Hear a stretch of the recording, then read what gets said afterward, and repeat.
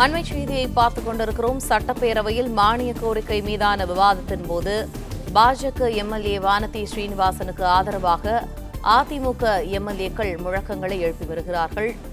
பாஜக எம்எல்ஏ வானதி ஸ்ரீனிவாசனுக்கு பேச கூடுதல் நேரம் ஒதுக்க வலியுறுத்தி அதிமுக எம்எல்ஏக்கள் முழக்கங்களை எழுப்பி வருகிறார்கள். இது தொடர்பான அண்மை செய்தியை பார்த்துக் கொண்டிருக்கிறோம். கூடுதல் தகவல்களை எமது செய்தியாளர் மாணிக்கம் வழங்க கேட்போம். மாணிக்கம், வணக்கம். விவரங்கள்.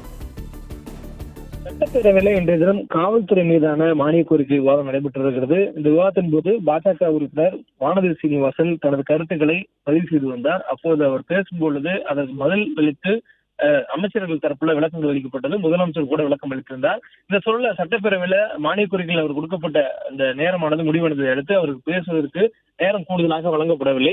இந்த நிலையில வானதி சீனிவாசனுக்கு பேசுவதற்கு கூடுதலாக நேரம் ஒதுக்க வேண்டும் என்று அதிமுக எம்எல்ஏக்கள் ஒன்றாக கோரஸாக எழுந்து அவருக்கு பேச கூடுதலாக நேரம் ஒதுக்க வேண்டும் என்று முழக்கமிட்டனர். இதனைத் தொடர்ந்து அதிமுக எம்எல்ஏக்களுக்கு பாஜக எம்எல்ஏ வானதி சீனிவாசன் மீது என்ன திடீர் பாசம் என்று சட்டப்பேரவைத் தலைவர் அப்பாவு சபையிலேயே கேட்டிருந்தார். இதைத் தொடர்ந்து அதிமுக எம்எல்ஏக்களுக்கு தான் ஒரு சகோதரி, அவர்கள் தங்கள் சகோதரிக்கு ஆதரவாக கேட்கின்றனர் என்று வானதி சீனிவாசனும் அதற்கு பதிலளித்திருக்கிறார். பாஜக எம்எல்ஏக்கு வெளிப்படையாக அதிமுகவுடைய எம்எல்ஏக்கள் ஆதரவு கோரியிருக்கிறார்கள். சட்டப்பேரவையில பாஜகவுடன் கூட்டணி அமைத்ததுக்கு பிறகாக அதிமுக பாஜக உறுப்பினர்கள் நெருக்கமாக இருக்கக்கூடியதை பார்க்க முடிகிறது. இந்த சூழல்ல இன்றைய தினம் காவல்துறை மீதான அந்த மானிய கோரிக்கையின் போது தமிழகத்தில் சட்டம் ஒழுங்கு, மதவாத, பயங்கரவாத உள்ளிட்டவர்கள் கொடுத்து தனது கருத்துக்களை வானதி சீனிவாசன் பதிலளித்து பேசி வந்தார். மேலும் இது ஒரு காரசார விவாதத்தை ஏற்படுத்திய சூழல்ல பாஜக உறுப்பினருக்கு கொடுக்கப்பட்ட நேரம் முடிவடைந்ததை அடுத்து அவருக்கான நேரத்தை முடித்துக் கொண்ட சபாநாயகர் அப்போ முடித்து வைத்தார். இதனால் வானதி தனக்கு பேசுவது கூடுதலாக நேரம் வேண்டும் என்று கோரியிருந்தார். இந்த நேரம் கோரலுக்கு அதிமுகவுடைய உறுப்பினர்களும் ஒன்றாக எழுந்து நின்று வானதிக்கு நேரம் கூடுதலாக ஒதுக்க வேண்டும் என்ற கோரிக்கை முன்வைத்தார்கள்.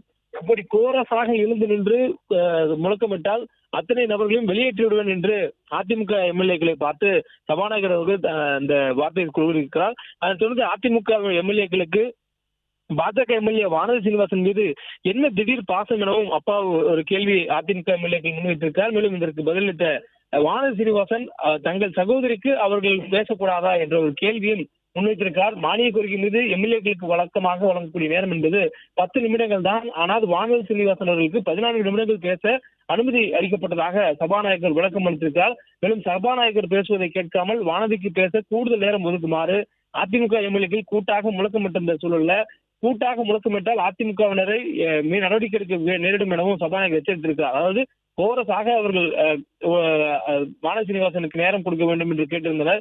கோரஸாக கேட்டால் நான் நடவடிக்கை எடுக்க வேண்டியது இருக்கும் என்று சபாநாயகர் அவர்கள் எச்சரிக்கை கொடுத்ததை அடுத்து தற்பொழுது பாஜக அதிமுக கூட்டணியுடைய அந்த கூட்டணி உருவானதுக்கு பிறகாக சட்டப்பேரவையில் இரு கட்சியினரும் முதல் முறையாக இணைந்து செயல்பட்டிருக்கிறார்கள். இதற்கு முன்பாக அதிமுக எதிர்க்கட்சித் தலைவர் அதிமுக பொதுச்செயலாளர் எடப்பாடி பழனிசாமி அவர்களை எதிர்க்கட்சித் தலைவர் அறைக்கே சென்று நயினா நாகேந்திரன் கடந்த வாரம் தனிமையில் சென்றிருந்தார். ஏறக்குறைய அரை மணி நேரத்துக்கு மேலாக அந்த சந்திப்பானது நடைபெற்றிருந்தது. அதற்கு பிறகாக அதிமுகவுடைய மூத்த நிர்வாகிகளுடன் அவர் சட்டப்பேரவையில ஒரு ஆலோசனை மேற்கொண்டிருந்தார். அதன் பின்னர் தற்பொழுது பாஜகவும் அதிமுகவும் இணைந்து செயல்படுவதற்கான பணிகள் குறித்து பேசியிருந்தோம் என்று அப்பொழுதே அந்த சந்திப்பின் பிறகாக பாஜகவுடைய மாநில தலைவர் நயினா நாகேந்திரன் சட்டமன்ற உறுப்பினராக இருக்கக்கூடிய அவர் தெரிவித்திருந்தார்.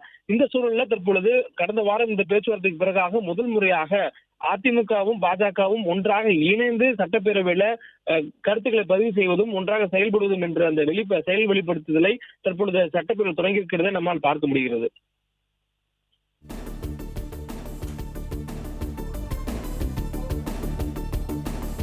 நன்றி மாணிக்கம், விரிவான தகவல்கள்.